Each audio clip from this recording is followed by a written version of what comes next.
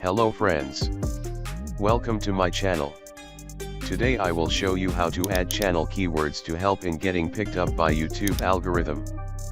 Please consider subscribing. Open your browser and search youtube.com.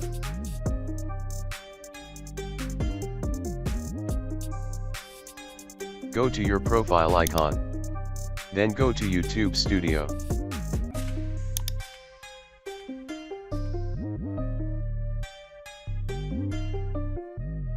Click on Settings.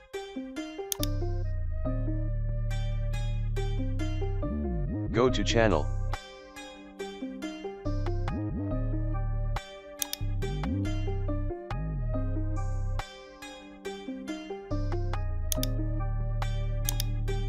Please type the keywords that you want related to channel content. After typing a keyword, use comma to add another.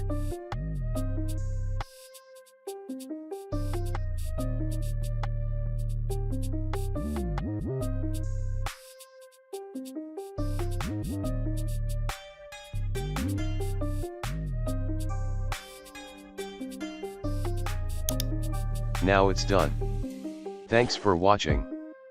Please like this video, share, subscribe, and let me know if it worked for you in comment section.